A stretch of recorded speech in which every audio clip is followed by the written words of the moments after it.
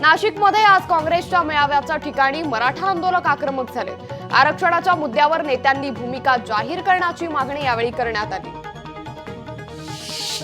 महिलांवरील अत्याचाराच्या विरोधात सोलापूरच्या जिल्हा परिषदेच्या कर्मचाऱ्यांनी निषेध व्यक्त केलाय। कर्मचाऱ्यांनी काळे आणि फीत बांधत बदलापुरातील घटनेचा निषेध व्यक्त केलाय। बीडच्या परळीत ई-केवायसी करण्यासाठी महिलांची मोठी गर्दी होते। या ठिकाणी तहसीलदार व्यंकटेश मुंडे यांनी भेट देत गर्दीचं योग्य नियोजन करण्यासाठी टोकन पद्धत सुरू करण्यास सांगितलंय। वाशिमच्या शाळांमध्ये आज 23 ऑगस्ट रोजी भारताचा पहिला राष्ट्रीय अंतराळ दिवस मोठ्या उत्साहात साजरा करण्यात आलाय। विद्यार्थ्यांना चांद्रयान प्रक्षेपण तसंच लँडिंग करतानाचे काही व्हिडिओ दाखवण्यात आले।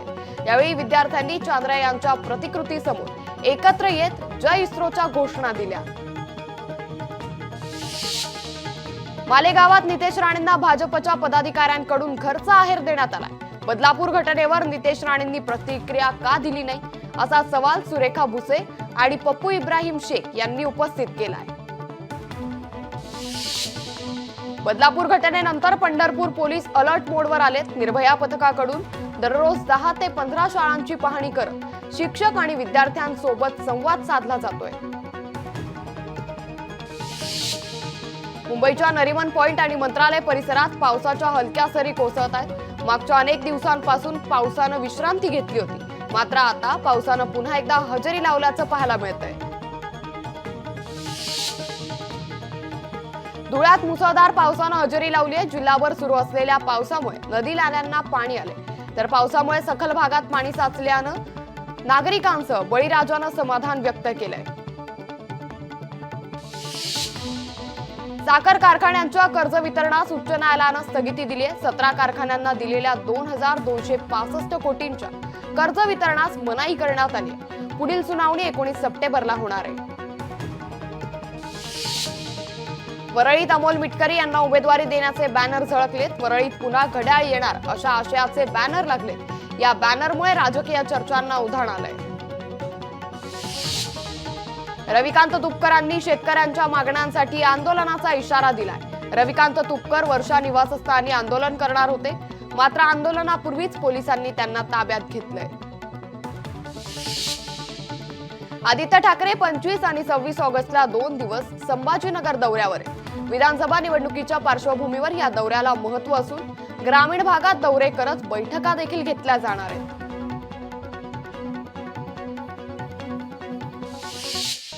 हिंगोलीच्या बाबुळगाव गावात जाणारा पूल खचल्यानं वाहन चालकांना नाहक त्रास सहन करावा लागतोय।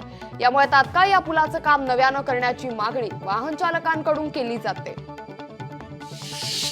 अलिबागमधील परदेशी नागरिकांची फसवणूक करणाऱ्या कॉल सेंटरचा रायगड पोलिसांनी पर्दाफाश केलाय। रात्रीच्या वेळी 20 ते 25 तरुण हॉटेलच्या नावाखाली कॉल सेंटर चालवत होते। उत्तराखंडमध्ये अनेक ठिकाणी ढगफुटी सदृश्य पाऊस झालाय। पावसामुळे बद्रीनाथ राष्ट्रीय महामार्ग ठप्प झालाय, तर कांचनाला जवळील महामार्ग खचल्यानं वाहतूक देखील बंद करण्यात आली आहे। परभणीच्या जैतापूर परिसरातील कब्रस्तानात बांधलेलं अनधिकृत शौचालय संतप्त नागरिकांनी तोडलंय। शौचालयाचं सांडपाणी हे उघड्यावर सोडल्यानं नागरिकांनी शौचालय तोडलं।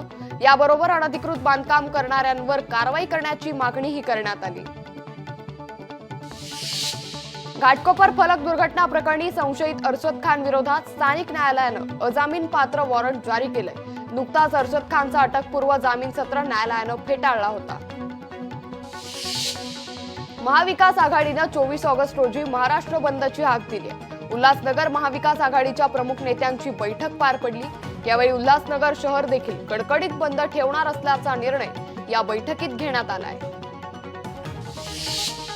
अमरावतीत शिक्षकाकडून अल्पवयीन मुलीचा विनयभंग करण्यात आल्याचा धक्कादायक प्रकार समोर आलाय, तर पालकांच्या तक्रारीनंतर शिक्षकाला अटक करण्यात आली आहे।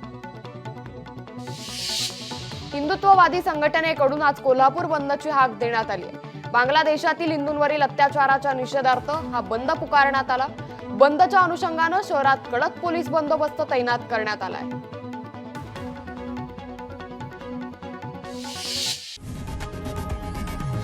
लोकशाही मराठी ऐका, पहा, जागरूक रहा।